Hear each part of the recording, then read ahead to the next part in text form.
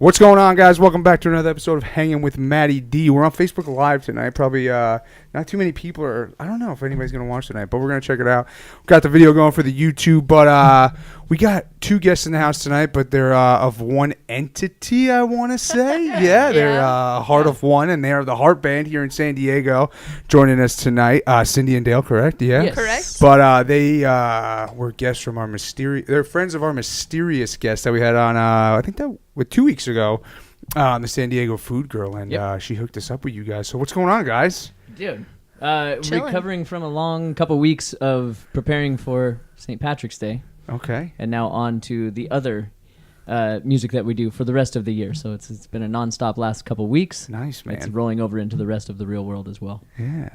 You guys have a unique story, though, right? I almost said her name, but the San Diego Food Girl had told me, she said you guys have a pretty unique story, if I'm not mistaken, right? Well, we do, yeah. Okay. We do. Yeah. Well, it's a fun story to tell, and we usually tell it through music. Like when we're at shows and people start asking, "How did you guys meet? How did you guys fall in love?" And people always ask questions about, "Is there a song that you guys have?" And so it usually revolves around like singer-songwriter storytelling at the same time. But yeah, we met here. In San Diego. Are you guys natives?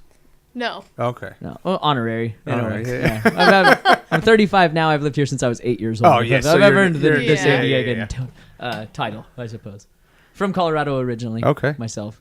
And from LA and lived in Utah, but I've been here for 12 years. Long enough, so right? Yeah, exactly. Yeah. Honorary also.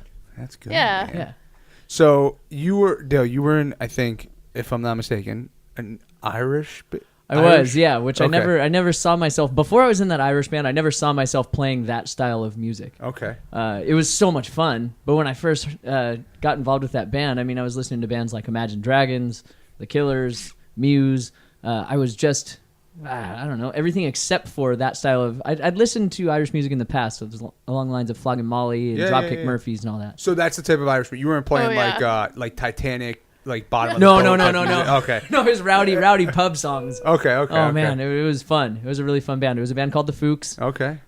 We'd lost touch with them for a while, and just recently in the last couple of weeks, we kind of regained attachment with them and kind of met with the singer. Nice. And hung out. It was great. So yeah, we were in this Irish band. You both were? No. Oh, okay. Not at the beginning. At the beginning, it was just me. I was drumming for this band for the longest time. Dale the drummer, right? Isn't that your... The drummer. Yeah. I did my research. Yeah. Which is also funny. We have so much to talk about. This is cool. Man. So now I'm playing guitar and singing for a living, which was not anything that I ever thought I'd be doing either. But backing it back up. So I was in that band, The Fooks, performing at Irish pubs all over San Diego. Mm-hmm. Our job was to get people drunk more than to sing them songs, and we did the job really well. It was really fun. Now, Cindy, I guess you'll have to tell the story of how you'd come into finding The Fooks. Well, I booked travel back then. I worked in super corporate America, and my brother plays violin for the San Diego State Symphony. Okay. And we were out one night, getting, I don't know if I can say that, getting really drunk. Yeah, we're like, there's no rules. All there's no rules. Thank God. Getting shit-faced. And we went to this bar called The Field, and we saw the Fooks playing, and I was like, oh my God, my brother has to get in this band. He has to get out of his super classical type. And use that real down and dirty. Yeah, down and dirty. So anyway, I pushed him into talking to the band. Yeah, and he got into the band. And then we booked a tour for them over in Ireland. Cindy was booking travel. Yeah. At the time on a huge scale, on a global scale, right? Yeah. Yeah. So you keep going. You're way better at this story than I am. So you had to get your brother into the band. Mm-hmm. Yes, thank you for backing it up. So I got my brother into the band, and then the lead singer invited me to help manage the band, so to do booking and take a little bit of the weight off his shoulders, and social media and that type of thing. So Dale and I were just friends at the time, though. For me, it was outside of my corporate job. Yeah, a little something to do. Just a little something extra. I'm in that boat right now. Are you? That's what this is. Yeah, man. You got pushed the worst. through. I know. Yeah. I'm trying. But we'll come back to that. But I want to know. I'm going to go to you, Cindy. Yeah. When did you? So have you always been musical, or was this? Well, that's a good question. So my whole family is musical. My mom was a singer, and my brother David is a concert pianist, so he plays piano amazingly. And then my brother Scott is a violinist. And I sang in church choir when I was younger and used to be religious. And but that was it. And then I would just occasionally guest sing with the Fooks. but it was something that was just fun to do. I wouldn't even call it a hobby. Mm-hmm. I would just enjoy it, but I never envisioned myself having that as a way of life or a career or making money or anything like that at all. That's cool, man. And then what about you now? I feel like you've been a rock star your whole life. I feel no. I feel like it. That's still not a rock star. Just aspiring. No. I felt like what led me to doing music was every trade that I entered into collapsed, like with the economy, which was really tough. What do you mean by that? Starting with real estate. Okay. I started doing real estate and sales at a young age. I was too young for old, very rich people in San Diego to trust me with their multi-million-dollar investments. They're like, really, this kid still lives with his parents. He doesn't know anything about that. So real estate, I'd made my first sale, and this was in 2004, and everything was just immediately really slow, and I didn't have enough clientele under my belt to really sustain that. So I left for a tour with a band. Playing drums. I went from here to New York and back with this awesomely terrible pop punk band called Remick. It was like a Blink-182 want to be, but it was all original music, super fun. Anyways, came back from that tour and wanted to save more money to be able to travel a little bit, and started doing construction because it was easy. A lot of my family has construction background, but more in like the developing side and the project engineering and management and stuff. So I worked from the trades up to being a project engineer, and same thing, like that kind of collapsed. I did mortgage for a little while. That collapsed. And after a while, I was like, screw this, man. I'm going to go to music school, and I'm going to figure out how to be a musician full-time. And you're how old at this age? At that age, time? At the very end of that, I was 28. Okay. Yeah, I was 28. And I left for Hollywood and went to Musicians Institute up in Hollywood for about 2 years. And this was all drumming back then. Okay. Went through Musicians Institute, and I went there really just to learn networking, to get involved with people that you otherwise wouldn't be able to get in front of. And Musicians Institute pulls in bands like, Katy Perry came through there and pulled out a keyboardist and backup vocalist. CeeLo Green. So it's known. Like Band. If you need to get somebody, come Very check these guys out. Okay. Yeah. And so through that was the reason that I went there, but I ended up developing the skill and learning kind of the business sense of music a little bit more. Did you have to be X type of drummer to get in there? Like, did you have to have some sort of skill to go to the school like that? I thought you did. I thought like, oh, awesome, I'm totally going to get in here. And it turns out that they'll take anyone's money. I hate to throw Musicians Institute under the bus, but man, you're being just factual. Yeah. So they'll, as long as you're willing to pay the money, they'll pass you as best they can onto the next level. I mean, you still got to do the work in order to get onto the next level to be able to graduate from it. But if you go in there with no skill and with no ambition, I guess, to do well at it, you're just not going to come out with anything except for a huge bill at the end of the day, Yeah. And it is, which I'm sure a lot of people do. Oh my God, man! So a lot of big name musicians will come in there and do what they call clinics. They'll come in and they'll give drum lessons to a room full of people. And one of the guys that came in while I was there was Chad Smith from the Chili Peppers. Oh, okay. From the Will Ferrell of drums. Oh, so sorry, Chad Smith. I know you hate that. If you're watching this, so sorry. Come in and do this podcast and redeem yourself.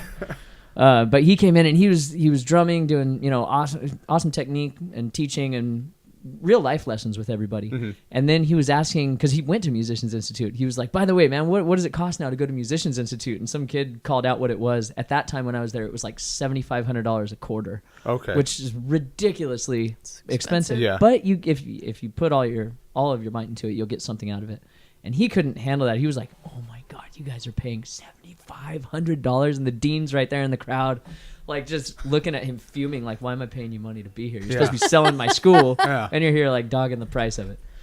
But no, it taught me a whole lot, man. Being in that school, I learned a lot about music business. I took music business as a intern. I went in for an intern, got hired as the assistant director of artist development for Hopeless Records. Okay. So we were signing bands like Yellow Card, Avenged Sevenfold. Up in LA. Okay. It was in Van Nuys. So got to learn a little bit of the music end of it and a little bit of the business end of it. And then it was cool, man. It was a really cool ride. I had the opportunity to audition for Social Distortion. Okay. And got down to the point of going from, I think, 300 people auditioned for it. It got down to myself and the guy who drums for him now. Oh, wow. Which is David Hidalgo Jr. His dad is David Hidalgo Sr., who's the singer and guitarist for Los Lobos. Yeah. Okay. And Los Lobos, really good friends with Social D. This kid already had a massive background. Yeah. So I got to perform with Social D twice at the Hurley Factory in Costa Mesa. Oh, wow. And that was really cool, but then it was so sad that was still part of the audition process. It was so sad. Then they're like, we're gonna have this other guy who's done a million things first, and go back to school, kid. I feel like. Cool, do you feel like you need that experience though in the I mean, I guess I want to say career. Would you say or the? I want to say career, but I'm trying to think of a different word. But like the life you guys are in, I feel like you need something like that to where you come so close. Absolutely. All the great ones do. Yeah, I think you definitely do. It helps you out. It gives you a real life experience. It gives you it kind of puts you in the fire. Yeah. And it allows you to get kind of a thick skin to be able to handle rejection, because that's kind of what happens a lot in this business. Music and any kind of art, you're putting yourself out there all the time just to be judged. We talk about this a lot, and it's really hard. Well, you think people put themselves out there just to be to see if anybody, like when it's outside of the box, people put themselves out there to see if anybody thinks that way or actually likes their way of thinking, I guess you could say. I mean, I don't know. I don't know. You're setting yourself up for failure to a certain extent with creating art, just because there's going to be people that aren't going to like it, because it's all subjective. It's all based on opinion, and there's going to be people that have a different opinion from what you feel. Yeah. So that's kind of the vulnerable side of making music and being in this business. But and you got to do it, though. You got to do it. And those real life experiences, they thicken your skin, because when Mike Ness tells you, you're not good enough to be in my band, then you're like, God, well, I'm going to give up. Or I'm going to keep going, and I'm going to, screw it, he said. I like the way that I play or something. Yeah. It was nothing, it didn't even come to that point. It was the management choosing somebody who had an industry background. So that set you up for what? What do you mean? So after you didn't get Social D, then I just went. I mean, I came back to San Diego. I was with the Fuchs then, and it was really cool. So you were with them already, or no? I was before I left for Musicians Institute. Oh, okay. And they had a different drummer while I was up there. Then I came back, and I was back in the band with the Fuchs at that time. And what that did, being in that band, it allowed me the opportunity to learn in front of a very forgiving crowd how to play guitar and sing, because I was just a drummer at that time. Oh, okay. So these guys had pushed me more to play guitar and to sing a little bit. And a few songs here and there. Yeah, and that's what's led now to where we're at, which is now making a full-time living at music, playing guitar full-time. I still drum with certain bands now and again, but mainly it's just Cindy and I doing this duo. And it's not Irish music anymore. We do covers now of everything from classic rock, Tom Petty and the Eagles, all the way to like 80s and 90s to top 40 and to modern like indie. And we do it all in the fashion of Ed Sheeran now. So we build loops. We'll take electronic music, strip it down to be acoustic, and then build it back up to be electronic again. Nice, man. Yeah, your music is interesting. I like the way I listened to a couple of it on YouTube yesterday and today. Cool. Oh Lord. Yeah, it was from the Whiskey Girl. That was probably 3 years ago. Yeah, that was a while 3 years ago? That was when we first started doing this, Less than 3 years ago, about 2.5. Okay. I was wondering if that was because when the San Diego Foo Girl, she invited us to come down, but I already had somebody coming on that night, and she invited us to come see you guys. But I was like, I already got somebody coming on tonight, but I would love to go see them. But we're definitely going to come out and see you guys again. Please do, man. But so when did you two decide, I want to do this rather than being in the Fuchs and managing the Fuchs?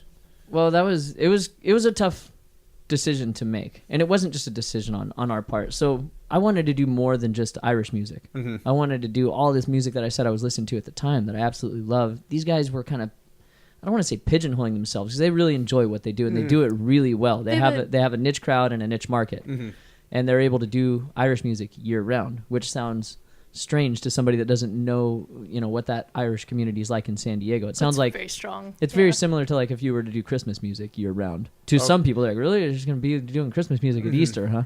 Okay. But not at all. In this case, these guys do it so well at all these pubs. But like I said, I wanted to do different music and with a full band.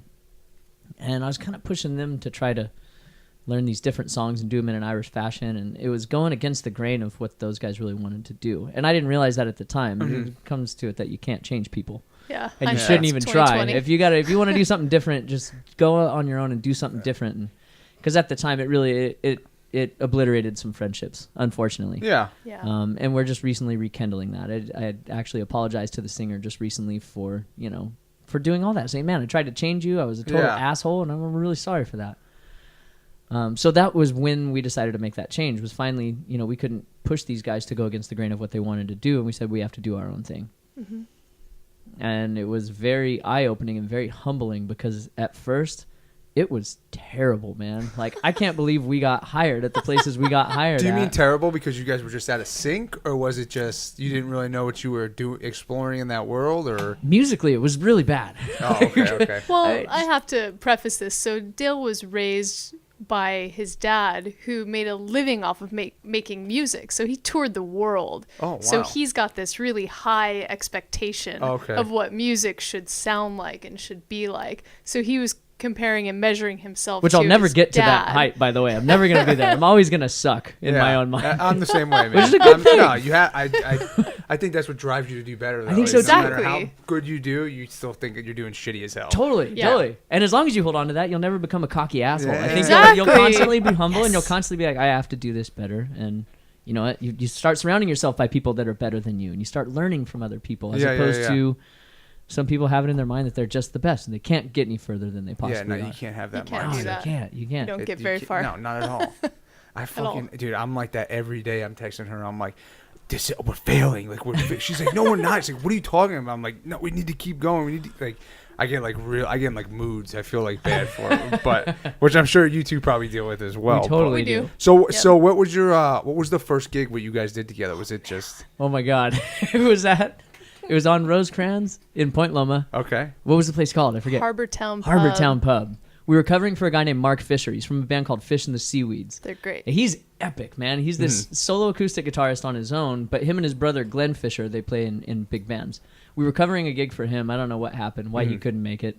Some reason, so we covered for him. And How did you guys have like notice in advance, or was it just I think it might have been the day of, maybe a couple days before. okay? Yeah, but I think it was a 4-hour gig. Like, it was a Oh, really wow. long gig.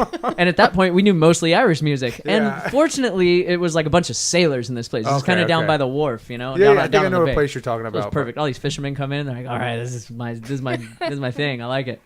So that kind of saved us. And we also had a bunch of friends, musician friends, come out. Yeah, And, huge support, like 10 or 12 people. It was really cool. That's good. Man. Mom it was- and dad came out. It Yeah. was great It was painful. to make us feel good about it. But it was pretty bad. And we were still drinking extremely heavily at the time, too. So it sounded Yeah. that much worse. You know, we're like 10 shots of Jameson deep into a gig, like a half hour in. So when you guys did this, were you just like, oh fuck, this isn't gonna work, or were you guys more of we gotta try this again? No, or- we were I stoked was about motivated. it. Were you, Yeah. were you guys dating at the time? We were. Yes. Yeah. Okay, so you So were. yeah, we abandoned that story. I'm Oh, so sorry. I know, we gotta damn come it. back to that. Go back. So with the Fuchs, she was managing the band and doing the booking for it. Wait, and- real quick, did your brother like break out of his violinist, like the pure violinist, and become? Yes. Okay. Yeah, for sure. That's a good Because question. it turned into a fiddle when you Yeah, play so in it's the- more fiddle style, but he plays it in a classical way. That's the Okay. best way I can think Yeah. to describe it. He composed it. He looks like a statue when he's playing, but in Yeah. a good way. He's like an Adonis. He just stands there. He's all muscular and thin, and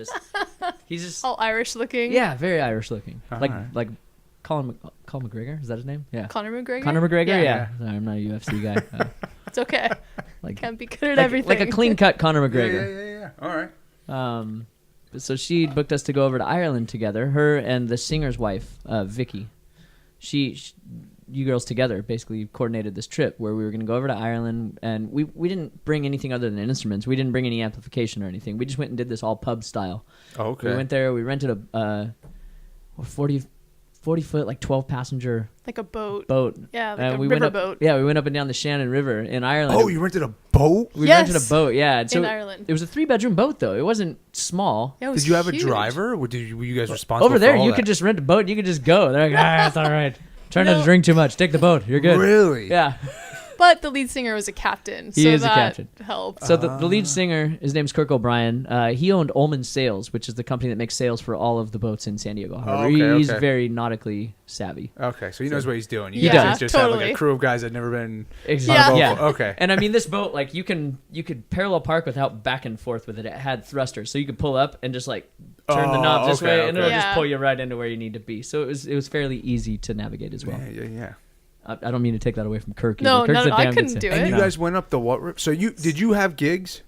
We No. didn't book anything. We had one booked, Oh yeah, that's right. We pre-booked one gig. I'm sorry. Okay. but So we ended up playing everywhere that we went. So the first night we were in a place called Banagher at a bed and breakfast. Yep. We woke up in the morning and the lady demanded that we perform music for her after she makes us breakfast at this bed and breakfast. They Okay. make you this beautiful like Like Irish breakfast. gigantic. Yeah, they fed us really well. And what it came down to was we would perform everywhere. We'd go into an Irish pub that well, obviously a pub over there. It's not called an Irish pub over there. Yeah. It's just a pub. So we'd pull up Literally. my boat. We'd go into this pub and we'd get a Guinness and word would get around that there was this American band over there to perform Irish music, and they're like, "You guys got to go to the boat and get your instruments and bring them back in and play for us. And if you suck, you got to get out right away." We're like, "Oh damn, we better do well." I think they said get the fuck out. They did specifically. get the just to Fook be out, I like- believe. By the way, that's where the Fooks came from. The Oh, Fook you is didn't have a name? no. The before? band was called the Fooks already. Oh, Which okay. means- okay. If it was over here with no accent, it would just be called the Fox. Yeah. That was literally the name of the band. And the it was logo. vulgar. And the logo. So you guys just went practically door to door. Not intentionally trying to play music there. People would just invite us in. We just went to drink. But okay, but And you guys went experience intending culture. of playing where you can play music, like trying to play music where you can. But you didn't go on over there like, oh, we're playing Blacks on Tuesday. We're playing this Oh, yeah. pub on No. Thursday. Not at all. No. it was I think just- we booked at Sean's Pub. Was it? Was Yeah. that the only one? Sean's Pub, which is in a bar called in a town called Athlone. Okay. And they're claiming to be the oldest bar in Ireland. But then we found out that that's every bar in Ireland claims to be They the have this oldest plaque. bar in Ireland. Every bar has a plaque that says oldest bar in Ireland. man. So Like, good. what? But so slowly through this tour that we were doing of Ireland, Cindy and I, we just had so many great conversations. The sun this time of year didn't go down for other than 3 hours because they're so high up on the equator. Oh, it's similar to okay. Alaska over here. Yeah. So it would get dark from like 4 a.m. to maybe 6 a.m. Yeah. at the Six or most. So seven. you never had a sense of time, and you just nonstop drink and talk story with all these people in these bars, and you wouldn't fall asleep. So we were drunk, hungover, delirious, and emotional. Did you guys get It was seasick? amazing. No. No, nobody got Well, I seasick. guess because there isn't really much was of a really lot, slow. right? Yeah. You get sea legs though, so you'd get into a bar and you'd be like kind of wobbly when you're shaking. in the bar. Yeah, I'm not sure if that was from alcohol or the river. I need to point that vertigo, out. I would say, is Okay. what it's more like. But yeah, man, Sydney and I had so many great late night talks. I was going through so many rough times in life. Both of us were with relationships, with career. And like I said, so I had a different story before that, as opposed to just Social D. I was also I had the opportunity to drum with Imagine Dragons as well. Oh wow! Before they were huge Imagine Dragons, and kind of the same thing happened with them. They had a good buddy. They all went to music school together. They had a good buddy that had moved to L.A. from, I think he was going to Berkeley, and that's the drummer who drums for him now, Daniel Platzman. I had met the singer from Imagine Dragons at a show that we did in Vegas with another band. He was opening up for this small band that I was in as just a solo acoustic artist. But that all fell apart too, and so I had a lot of depression going on from just not quite fitting into all these different places I was so excited about Asking fitting yourself, into. were you like asking yourself why? Well, yeah, exactly. Yeah. Like, why am I not good enough? And that's that rejection thing again, where you build up a thick skin in this industry. Yeah. And I mean, late nights crying. I used to be a crier. I would We were cry all the both time. crying. It's okay. And she was such a rock, man. Such Yeah. a solid person that helped me out so much emotionally and mentally that I couldn't help but fall in love with you over this trip. It was so amazing. And by the end of this 12-day trip, And this is when, real quick, what year was this? 2013. 13. Oh, okay, so a Yeah. little while Yeah. ago. Yeah, 2013. It was May and June, I think, of 2013. And by the end of this trip, we were at a place called the Cliffs of Moher. Okay. If you don't know what the Cliffs of Moher are, have you seen the movie The Princess Bride? Yeah. Okay, The Princess Where Bride. he climbs? The Cliffs of Yeah. Insanity. Okay, Those are okay. real cliffs. That's not a green screen. Those are in Ireland. for That's the real. Cliffs of Moher. And over there's no handrail like you would have at the cliffs here. Yeah, It's yeah, just, yeah. you could walk up to it and just hang your feet over the edge and Nah, sit there. Can't do that. Again, I couldn't play guitar or sing to save my life. And sitting on these cliffs talking, Cindy's like, sing me a song right now. And I was like, oh, no. And no guitar in hand at all, just a cappella, sing me a song. And I'm like, God damn, I really like this girl. Really got to pull this off. man. Yeah. What'd you sing? We sang a song by Flogging Molly called Whistles the Wind. Okay. And it's a beautiful song. So we sang that song, her and myself, and her brother was there too. And we're all like crying by the end of this song. And we watched One Last Sunset that night, and we fell completely in love. We came back to America, and we were both in separate, different relationships at the time that were failing and falling apart. We were having a hard time with that. And we just built this friendship and love, and we ended up coming together in the long run. We're married now. Oh, Yeah. And do this together, married. Congratulations. Fast forward Thank a couple you, years. Thank you. That's a great fucking story. Thank you, man. Yeah. That's a good story. That was a long story. Sorry. I don't but remember no, how- that's those are the best ones, dude. Like, you're gonna be, oh yeah, we met at the bar. Like, people want to fucking hear that shit, man. It's like a tragedy. It comes. I mean, It people, is. So you guys got back, what, 2013? 2013 After we came falling back. in love in Ireland. Yeah. Yeah. And then so you're still with the Fooks at this point? Yeah. Yeah, we both so were. almost 2013 going into 2014. Yeah. And then you said you guys have been doing this for 3 It'll be 3 years in June, right? In June. So we're 2018. Yeah. So that was So like summer 2014, 15, yeah, whatever. Yeah.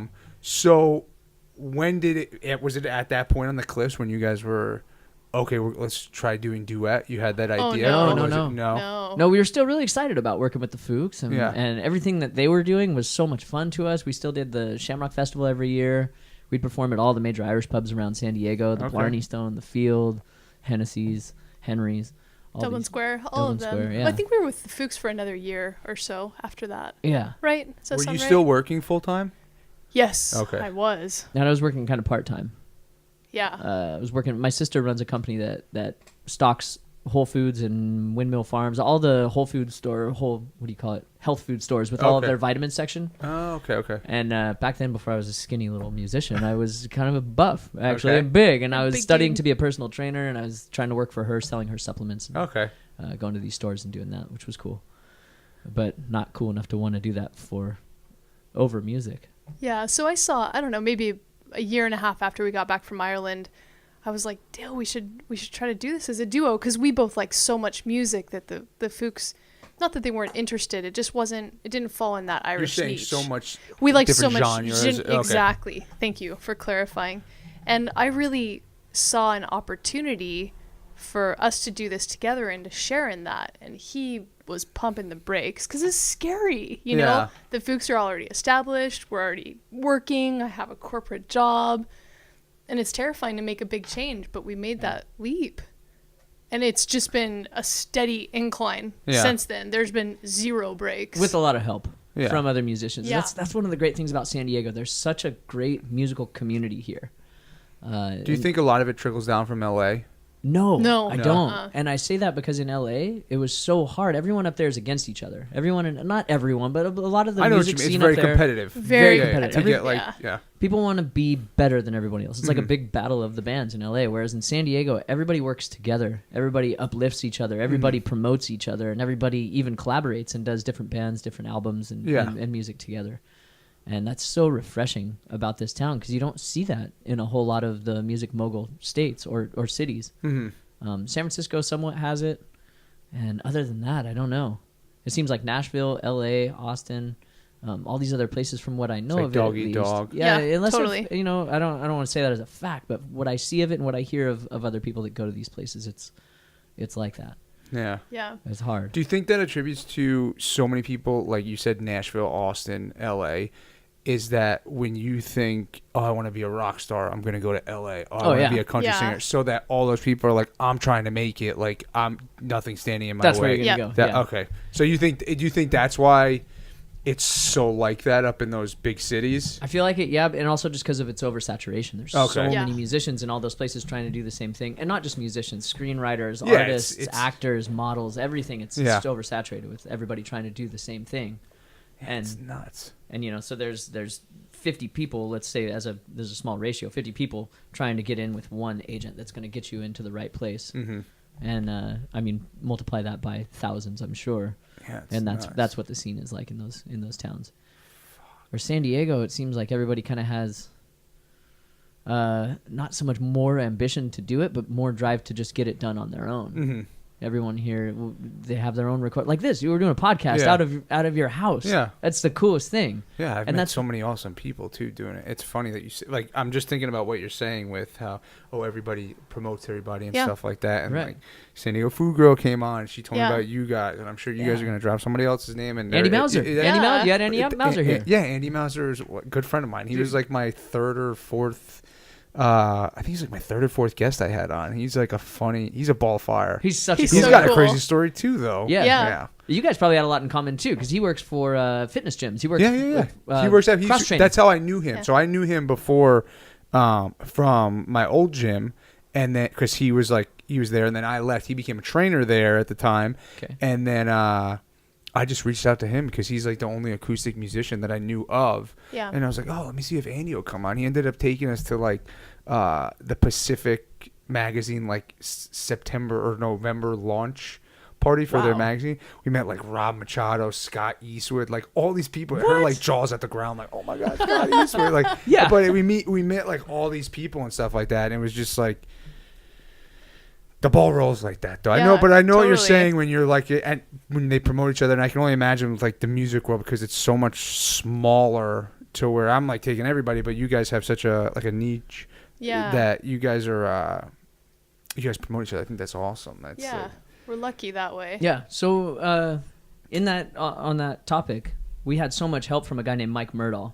Mike Murdahl is the singer and guitarist for a band called Stepping Feet, which is a Dave Matthews tribute band. Okay. Epic band. And back when we were with the Fuchs and trying to transfer over to doing this duo and just doing music on our own with other styles of music, we ran into him performing solo at Wonderland over in Ocean Beach. Okay. And that place is amazing. Dude, so cool. We went there. Well, we had intentions of going to the gym, working out, eating something healthy, and then going and watching the sunset. We ended up being hammered at Wonderland. Like those are the best nights, though. Those are the best nights. It's so funny, man. We see this guy on stage, and he's killing it. He's playing like Radiohead, and he does everything Ed Sheeran style too with a loop pedal. Mm-hmm. He did an acoustic, like stacked looped version of Fade to Black by Metallica. Okay. Solos and everything, and voice was on point. He's got a harmony pedal that makes his voice harmonize with itself. I was like blown away by this guy. And so I went to go use the restroom, and he's like on the way to the restroom. I bring him, did I bring him a business card? I think you did. Or a card no, you just went to talk to him. All drunk, and I'm like, yeah, I'm a drummer. If you ever want a drummer, you're so good. I'm giving him all these drunk compliments, and I look down, and I'm wearing cycling tights and toe shoes, and I mean, he totally must have thought I was coming on to him. Yeah. And he still, the very next day, he'd given me a call to drum for him for a wedding that he was doing, just on blind faith that this drunk dude wearing skinny tights and like, this guy's ballsy enough to come up here with tights and toe shoes and talk to me about drumming. I guess I might have to give him a shot and see if he's going to be funny in the spotlight on drums.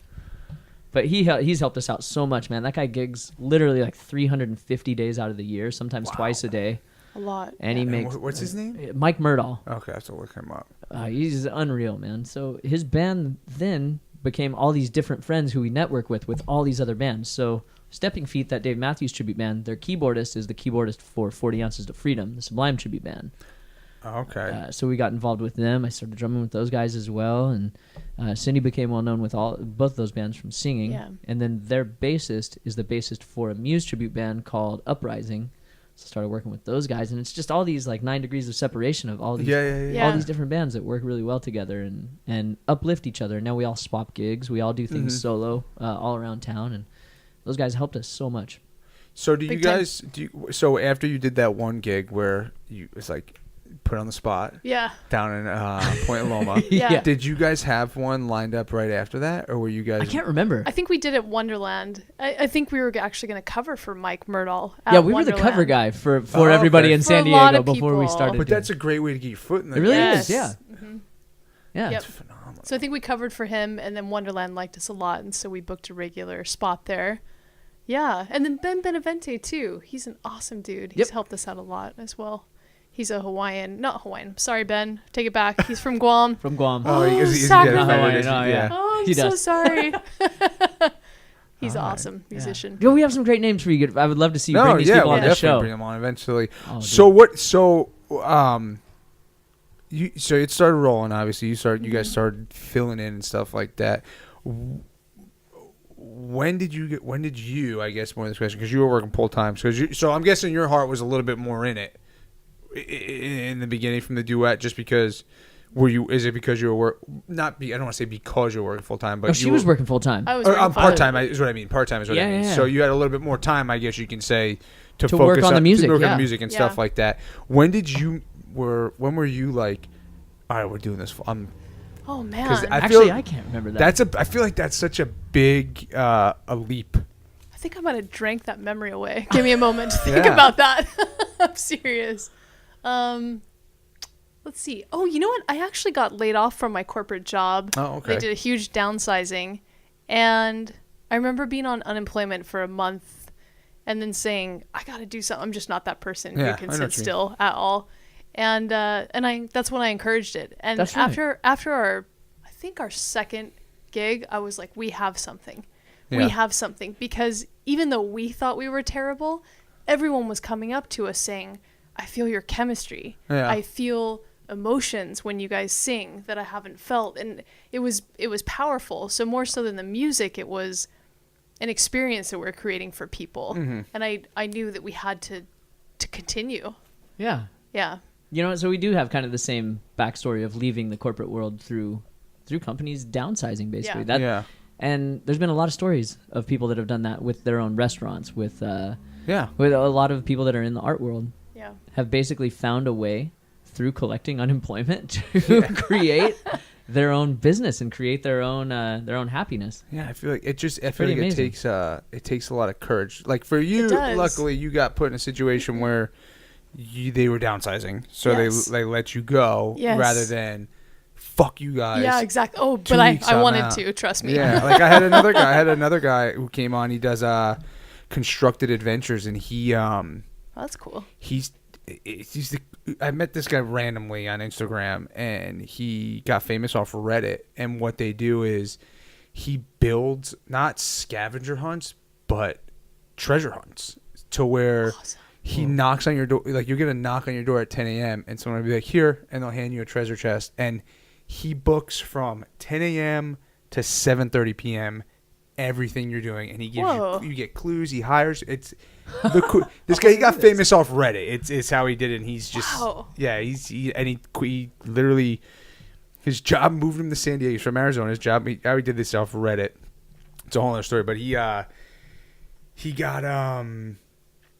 moved to San Diego, and then he was on you ever listen to How I Built This, the podcast?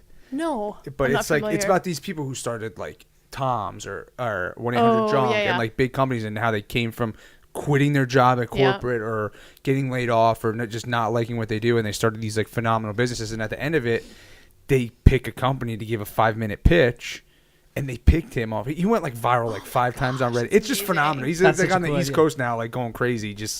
He's booking stuff for like breweries out there. They hired him to fly out, like vodka companies, corporate gigs, and I'm just like, you're fucking killing it, Chris. That's so. But yeah, cool. I met him on Instagram, and I messaged him, and my phone rang like 15 minutes later. He's like, "Hey, this is Chris." I was like, "What the fuck?" I was like, "Nobody does that. Nobody like calls me immediately." But yeah, he's another one of those guys who left the corporate world, and I'm just like, dude, you got. It's amazing because I was working, 60 or 80 hours a week, and just high level of stress. Being self-employed is a full-time job. It's more than a full job. It's more work. It's a lot of work, but it's fulfilling because you're doing what you love. Yeah.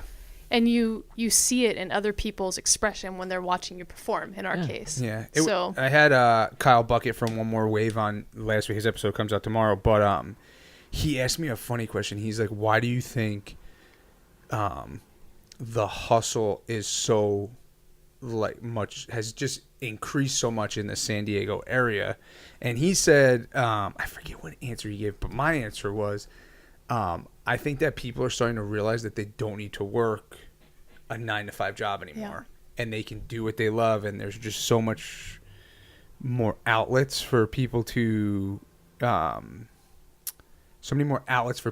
express what they want to do and get in touch with other people, with like-minded people and stuff like that. But yeah, I just think one day, knock on wood, hopefully I can eventually make the leap like you guys Dude, do. I'm sure you will. No, I know, but I love having people like that and hearing your guys' success story and how you guys are just constantly grinding and grinding and grinding. But so you went obviously full time with it. So are you guys like booked out every weekend, or how do you? Yeah, so we try to book out like 3 months in advance and more if possible. Okay. We get booked for weddings a year in advance a lot of times. So. And that's good too, because I love it. People love to plan in advance. That makes my job easier. Yeah, definitely. But yeah. Have you guys traveled out of this area to play? We have. Dale has on drums. You've played in Arizona and up north in California. LA, Vegas. Yeah. Oh yeah, I forgot you did play in Vegas. Yeah. That was a cool gig. Mm-hmm. Where's your favorite duet place? I mean, you don't have to put anybody on the spot, but give me, if you want to give a call. I'm going to say, yeah, you go. I was going to say, we get hired a lot to come to people's homes and perform for them for a private event at their home. And that's always my favorite place to do it, because there's no rules. There's no agent. There's no general manager who's telling you to dress a certain way or to act a certain way. You guys get that? We get that. Yeah. Well, yeah, and it comes with the territory. You have to look a certain way because they want to present their restaurant in a certain way, or they want to present their bar in a certain way. For corporate gigs too. Mainly be perceived a certain way. Yeah, collared shirt, tie. Really? Oh, sometimes, yeah. Do you take offense to that? Do you guys take offense to that? No. It's fun. It's like playing. It's like being an actor. You kind of got to play the role sometimes. Yeah. Because we'll do that, and then one day, the next day. I mean, just now Paddy's Day. We don't do Irish music all except for Paddy's Day now. Okay. And now just the other day, I got to be this like punk rock, freaking growly voice, dropkick frontman's guy. You know? And then the next day, just suit and tie, playing at a corporate event somewhere for like a convention or something like that. Really? Yeah. But when we go to people's homes, first of all, it takes a little bit level of trust and vulnerability for somebody to say, come into my house, stranger, and trust that you're not going to bring just all this gnarly, nasty, dusty gear that's got Jameson spilt all over it, and because the places that we get offered to come and perform for these private homes are usually in Rancho Santa Fe. It's like last one was like a $12 million home for these people who had their own chef and Japanese drummers on this stage and stuff. And what it usually turns into is these people where it starts off very classy and like very, tight collared. They all let their hair down by the end of the night and they're all drinking and having their moments together, or not drinking, but just laughing and having fun. And they want to then ask us questions like you're asking us now, like, what's your guys' story? You're these people that are in our house. We've talked to everybody except for you. So we'll end up down by a campfire or in the bar area of their house, and we're talking and telling stories and singing songs through that and getting everybody involved. It's just so cool. We love all the restaurants and all the venues that we play, but houses are my favorite. What about you, Cindy? I like that. Oh, God, I don't want to name names. I'm going to, but. Name them, yeah. One of my favorite places to perform at is Rancho Bernardo Inn. It's a resort up in Rancho Bernardo. We just went to a wedding up there. Yeah. Awesome. It's so pretty. But what I love about it, we perform outside on the veranda by the fire pits. Yeah, that over. Okay, so the sun's like setting behind us. But what's cool about it is it's all ages. So it's families, it's kids, it's dates, it's all of that. But people are so engaged. They want to not only know your story, but they want to hear songs that mean something to them that they connect with, and they sing along. And I don't know, it's so powerful because they're really there in the moment. Some of the bars we play at, which is fine. We live in a world of technology, but some people are just, on their phones and taking selfies and not that they have to be there to see us, but they're not there in the moment. Yeah. And that's what I love about RBI is everyone's there to share that experience with each other together. Yeah. And it's an intimate spot. It is. Yeah. So I don't know, maybe 100 people can fit there, and they have speakers spread throughout, but we usually have little kids come up and dance, like 2-year-olds, fully expressing themselves, which we love. And so that's a really cool spot for me personally. Yeah. There and Harvest by the patio downtown. Yes. Not downtown, not the gas lamp, the East Village. I've been Nailed corrected it. on this before East already. Village. It's the East Village. They get offended. East Village does not like to be called the gas lamp. You don't call East Village the gas lamp. It's like North Park, Normal Heights. You can't. It's not San Diego. You can't get it mixed up. You don't. So do you guys take requests? We do. Yes. If we know it. Okay. Yeah. If we know it, we do. Because I feel like some people they'll do it, and then some people they won't be open to it. They have like a set playlist. I didn't know if that was like a. No. Like I said, like the way that we have to dress a certain part. I will dress any way that people want us to dress, as long as we're not going to be a clown. As long as someone's not telling us to basically degrade ourselves. Yeah. And that kind of goes the same for music too. If people have a request, like we're both fans of almost every genre and style of music that's out there. There's nothing that we really discriminate against. But sometimes people come up and they have a request, and we're like, really? I'll try and play it to make the person happy. Like what? Give me an example. What would you say an example is? Okay, well, it was around Christmas time one year, and somebody came up and asked us to play Little Drummer Boy. On a guitar. Yeah, that'd be great, but we got an acoustic guitar, and you want to play Little Drummer Boy. Okay. It's like asking somebody on drums to play Piano Man. Yeah. Hey, can you play Piano Man? You're like, well, I don't know. I got a hi-hat and a snare drum, and I can't. I could sing it for you maybe, but yeah. But you're really good at least teasing. I always tease it. Like we 30 tease seconds or so. We'll never if say we don't no. know it. Yeah. We'll never say no. Yeah. Somebody asked us to play Puff the Magic Dragon for some Oh, reason. yeah. This lady was on drugs, man. Yeah. She came up to us and she was like a female Jack Sparrow in a way, out there. You play Puff the Magic Dragon? And we're like, That was a good. Sure. That was a good impression. I guess we can. Yeah, why not? That's cool, man. So what do you guys do other than music? That's it. You guys are just music students? Full time. Yeah. As far as making a living, we're for full fun. time. I'm saying, you're musicians by day. What do you guys? Pretty much is what it's come down to. It's like we said, this is more work than a full-time job. So like during the day, because obviously most of your gigs, I guess, are going to be at night. They're at night. We do have some daytime gigs. We have some brunch gigs, but we like being in nature, so we love running at the beach. Okay. You guys live around? You guys live PB? We live in Point Loma. Oh, Point Loma. Yeah. Okay. So we you're love close. camping. We love traveling to see our family in Washington and Oregon and Colorado. And we got married in Oregon. Yeah. In July, we got married in the woods. We did a family camping trip that we do every year. Okay. We turned the camping trip this year into the wedding. Into our wedding, yeah, just barefoot bohemian glamping wedding is what they called it. Glamping. I just saw that somewhere. Glamping. I'd never heard of it until our wedding. Somebody said, "Oh, you're glamping. You're not camping." That's funny, man. So what do you guys listen to? I know you say you love everything, but like musical inspirations for you guys, because I feel. God, I know I already dropped Imagine Dragons' name, but Imagine Dragons' newest album is like my favorite album right now. I love it so much. We went and saw those guys live, and the way that they've progressed to be so uplifting, to engage an audience, and to be inspiring, man, those guys are like probably my favorite band right now. Mine too. Still. We love the Killers. We love Ed Sheeran. I know Ed Sheeran gets a lot of crap, but I respect him hugely for writing all of his own lyrics, and he's just amazing. And being one man to perform in front of 20,000 people and keep the whole crowd entertained and engaged and not be dull and boring. Dude, that guy's amazing. Yeah. But no, we listen to a lot of 80s music. Do you guys like the electric music? Love it. Really? Yeah. Totally love it. Yeah. When you like the EDM you're talking and stuff like that, you like, or you what like?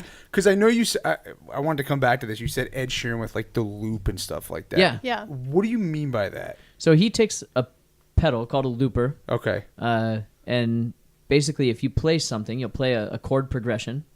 You press a button at the beginning of playing that chord progression, and it records it.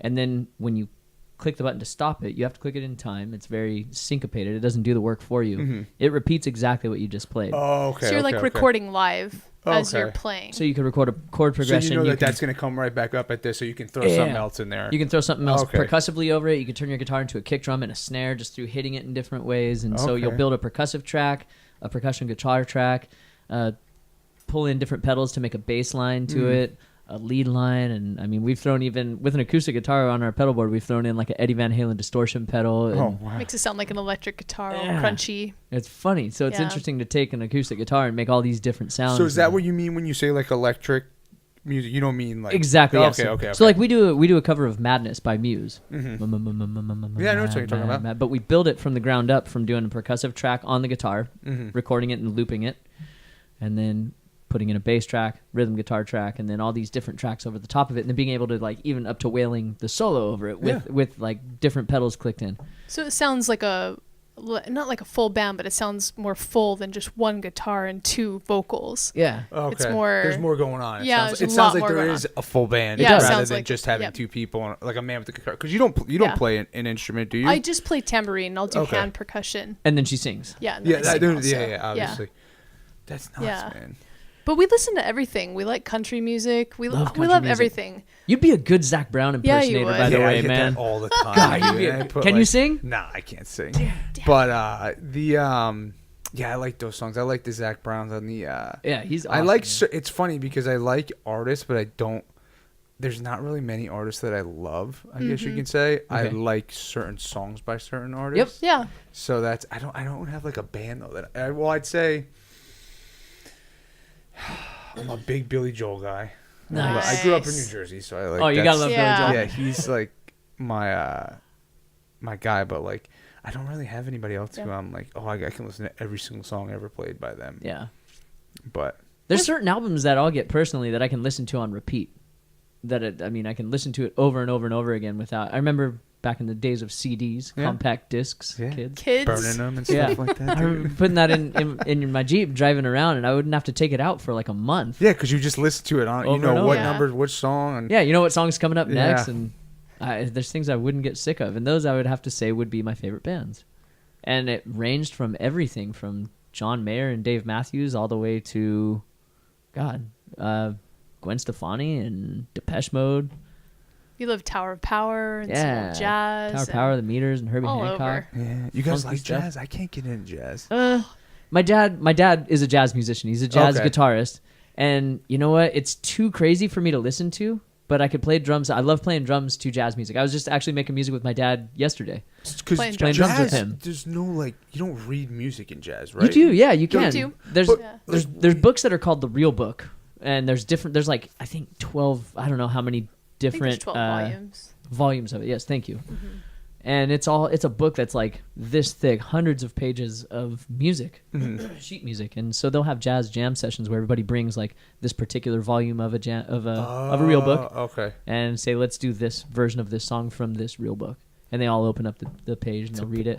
The thing is, most of those jazz musicians know the music already to a T, and it's like it's an arsenal of songs. It's unreal. Yeah. And they freeform too, though. They solo back and forth, but I understand jazz can sound really hectic. It gives me an anxiety It's attack. intense. Yeah. It's really intense. Isn't so correct me if I'm wrong. Don't they say like if you know how the person plays the jazz music would sound better because you know how to go off of that person just because it's all like it's hectic and like if I don't know what I feel like if I go to a jazz spot like we went to 7 Grand before. Oh yeah. And I'm like, oh yeah, this is good, but I don't know what the fuck I'm listening to. You know what I'm saying? Like I don't get me wrong. Like obviously these people are good because everybody's standing there like wow, and I'm just like.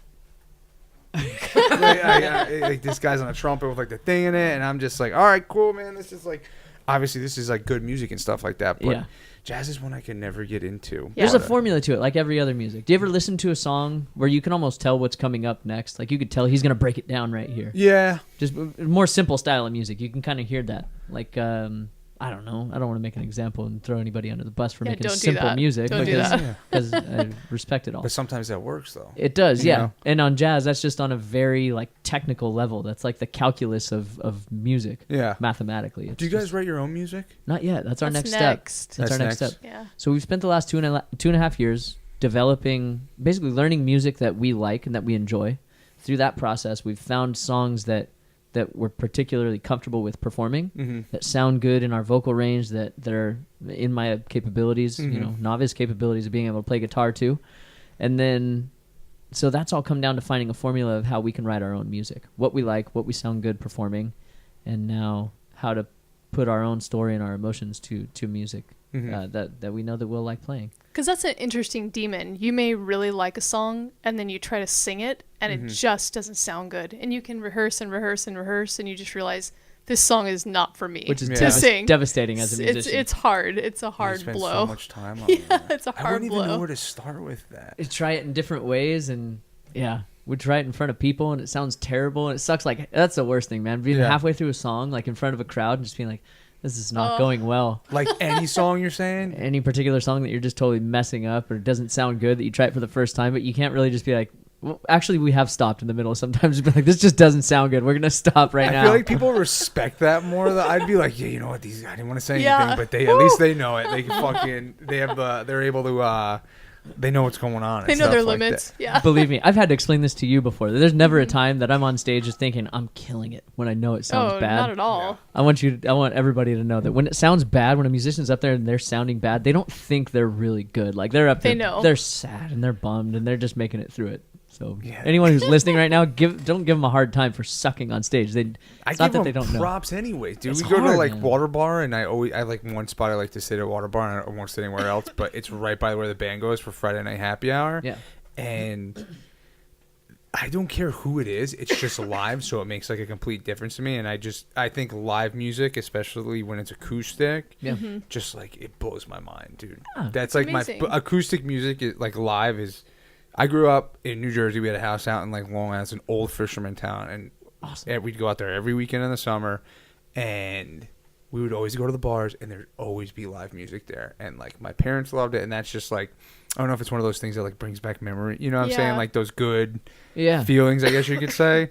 But yeah, anywhere I go and there's an acoustic guitar and somebody's playing, it's just like fun. Like my cousin's good friend is in a band, the Poor Boys, out in New Jersey, and they've actually done like really well. They book like a lot of weddings. They're I don't know if they're a full band, but on Saturdays for brunch, there's like a couple really big bars down in New Jersey out by the beach, and him and the lead singer do a duet, just acoustic like you two do, just a guitar, and they're out on the patio, and like there's no place I'd rather there's no place you can get me in the world than to just sit there and drink and just listen and then play for 4 hours. Because A, it's somebody you know, and B, they're good and they're just like he's so passionate about it. His name's Robbie Santa Maria. Shout out to Robbie. But yeah, they fucking kill it, man. Acoustic music. I don't know if it's just the way it sounds and how pure it is and how it's just like an art form. Like you guys were talking about, and how like it's just be able to move your fingers like that and like sing and like pitch and all that stuff, all different stuff. It's just phenomenal that you guys can do that. Well, it transforms you to a different place too. Like you're in an environment that's so peaceful or exciting or whatever it may be, and then someone's performing in front of you, and it's, I don't know, it's like full experience. I don't have words for it. Well, it's powerful. You come from somewhere outside of San Diego too, which this is something that we found from performing downtown a whole lot, is that San Diego has a lot of great musicians, and to the almost to a fault, to where the people who are going out to enjoy the music are numb to it. People that just see it, you walk into any given place and there's a musician there, and there's so like a majority, I feel like, of San Diego is just like, oh yeah, it's another dude just playing guitar and it's expected. singing. See, I don't think here in PB they do it enough.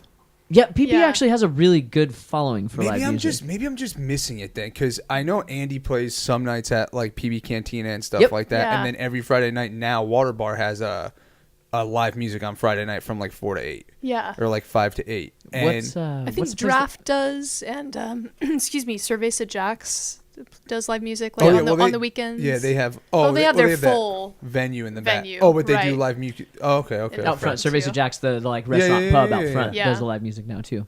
But what we find is when we perform like downtown, when there's a convention of people who come from all over the world, those are the people who really appreciate live music, because they don't get it as often in their hometown, especially if they're from somebody like, I don't know, the Carolinas seem to absolutely love music. People that are from Colorado come out here and they love music. Just places where they don't get live music 24 hours a day, live in any given place. That's pretty cool to see. Yeah, man, you guys are fucking crushing it. Thank you, man. Yeah, dude. I give you guys so many props that you guys are doing what you fucking love full time. It's like, it's phenomenal. I really do. I give you guys like full props. You know what? It does take a team effort though. So our friend Mike Murdahl, who we've already talked about, he does this full time and he does it all on his own, and it's really hard for him. It's hard for him. Props to you, Mike. Yeah, huge props to him. He's married. His wife is a psychologist, and she works 9 to 5. She has Sundays and Mondays off, so it's not the Saturday, Sunday normal days off. They get one weekday off, which is nice because you don't get the traffic out on the streets on Mondays. They can go places and have it be quiet. But he works twice a day like we do, sometimes just at night. He never doesn't get to see his wife as much as he would like to, other than the few minutes before they fall asleep, and it's hard for some people. And we found such a fortunate opportunity to be able to do what we love with who we love, to where she does almost all of the business. She'll come to me and ask me certain questions on certain things, on what should I do in this particular situation, but she gets to handle all of the business, and she sings, and then it allows me the opportunity to work on all the musicality of learning all the guitar parts. To basically, we have like 7 or 8 hours worth of just straight music. If someone were to hire us for something, we just go in and we can perform for that long now at this point. Or like you said, do people have requests sometimes? If we're at a 2-hour gig, we have at least that much music to be able to pull from, which is nice. Yeah. Do you guys manage yourselves? We do. Yeah, we do work with, I think we have 7 booking agents. So that we do non-exclusive agreements with. Yeah, non-exclusive agreements. So we work with a app called Gigtown, which is fantastic. I saw that. That's when I Googled you guys too. Yeah, they're great. And we work with Acoustic Spot, which is also great. Josh and his wife run that. Epic Entertainment. Which is a guy named Ray. What's Ray's last name? I can't say it over. Come on. I love Ray. What? It's just Ray. We just leave it at Ray. Okay, sorry. Everybody's like a ninja in this business. You can't talk about the food girl. You can't talk about Ray. You can't talk about these people. All right. Ray's not the food girl. Ray's the guy from the booking agency, if you're listening closely. Yeah, don't get him confused. Yeah. We were wondering when she was coming over, we're like, man, what if it's a dude? And it's like, that completely throws us off. Yeah. We were like, what if it's somebody we actually fucking know and they've been like hiding it from us? But yeah, man. Funny. So I know you brought your guitar. Yeah. Do you guys play, will you guys play a song? We will, yeah. I don't know if you guys can do that. I don't know. Would love to. Would absolutely love to. Would love to fucking have me play a song, dude. Right on. Let's do something that we both sing. Yeah, okay. Yeah. We didn't warm up. Sorry about that. We didn't warm up. Don't worry about it. Do you guys need another? If I put another mic by the guitar, will that help or no? That might pick it up, I think actually. This will pick it up just fine. Okay, cool. We'll just project it a little bit. Because it's a lower register. Cool. Cool. So listen, this is our first live music we have on here. I was just gonna ask you. Yeah, nobody. about that. Yeah, Andy didn't bring a guitar. Andy. Really? Andy's epic singer-songwriter. His voice blows me away. Oh, His original music is great too. I actually It's played so drums cool. with him on his last on the album that he's just finishing up. Oh, he's putting an album out. Yeah. Yeah. Look at him, dude. He didn't tell you about his album. This was a long time Andy. ago. I told him about He his was, album. like probably. Sorry, Andy. Sorry, Food Girl. Hope Sorry, we Epic didn't, Entertainment. Sorry, everybody. sorry, Mike. What are you guys sorry, gonna sing? everybody. Though? What are you guys gonna sing? We're gonna sing. Let's do "Home" by Edward Sharpe and the Magnetic All right, Zeros. guys. The Heart Band coming at you right now. Listen up, guys. So this is a very stripped down acoustic version of what This we do. is like then. one of my favorite songs, though. By the way. Oh, really? No, I've just got goosebumps. I'm not even kidding. Yeah. So normally we would loop all this and we would make it sound, with the percussive yeah. track and the full band. So you're getting a very stripped down acoustic version that other people don't get also.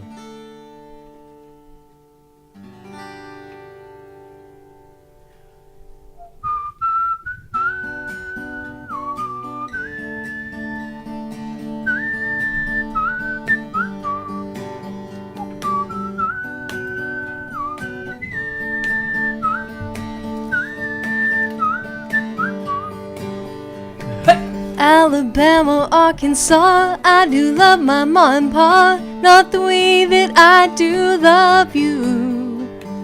Holy moly, me oh my, you're the apple of my eye. Girl, I've never loved one like you. Oh man, you're my best friend. I scream it to the nothingness. There ain't nothing else I need. A hot and heavy pumpkin pie, chocolate candy, Jesus Christ. Girl, ain't nothing please me more than you. Oh, home, let me come home. Home is wherever I'm with you. Oh, home, let me come home. Home is wherever I'm with you.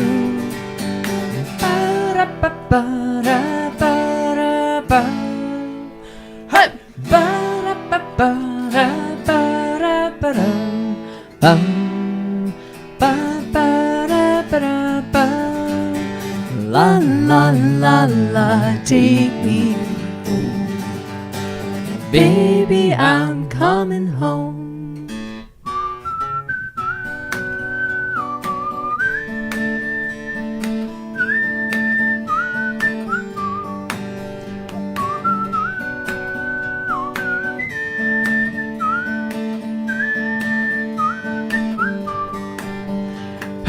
Follow you into the park, through the jungle, through the dark. Girl, I've never loved one like you. Well, moats and boats and waterfalls, alleyways and payphone calls, I've been everywhere with you. That's true. Laughed and do anything We died. barefoot on a summer night. Never could be sweeter than with you. And in the streets we run a free, like it's only you and me. Jeez, you're something to see. Oh, wow, home, let me come home. Home is wherever I'm with you. Oh, wow, home, let me come home. Home is wherever I'm with you.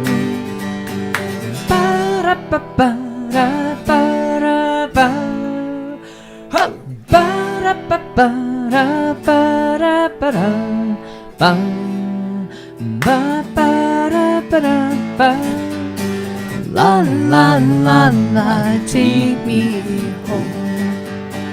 Baby, I'm coming home. Cindy. Remember that time we were doing that podcast over at Matty D's? He was asking us all them crazy ass questions, and we was like, "Yep, yep." I sure know. do. It was a good time. I think that man's gonna make something good of himself one day. I tell you what, if he hasn't already. I'm kidding, man. Thank you so much, really, for having us on this show. This is such a cool thing. I know, man. Wow, home, let me come home. Home is wherever I'm with you. Wow, home, let me come home. Home is wherever I'm with you. Wow, home, let me come home. Home is when I'm in love with you. Oh, oh, oh. Yes, I am home. Home is when I'm in love with you. Hey. Alabama, Arkansas.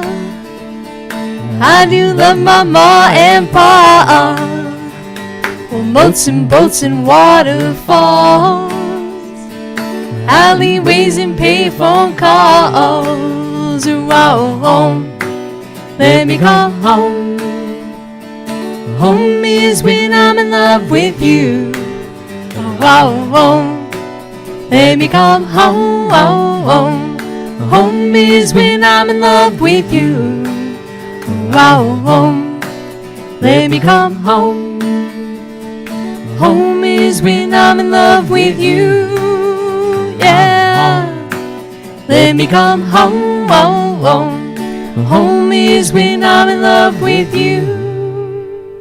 That's true. Yeah. Bravo, guys. Thank you, buddy. Jesus, man. I got chills, man. That was amazing. That was phenomenal, guys. Thank you. I'm going to end it on that note. That's cool with I you? love it. Yeah. Absolutely. Yeah, guys. Thank Well, you guys, so much, again, man. but real quick, before we go, Yes. Heartband on Twitter, Heartburned on Facebook. Facebook. Yep. Yeah, we're All gonna the tag social it, media guys. Guys, platforms. thanks for listening. The Heartband, check them Yeah. out. Check out all their stuff. We got a fucking free song on our episode today. But guys, again, thank you so much for joining. That was Absolutely. amazing. Thanks All for right. having us. Guys, till next time. Adios.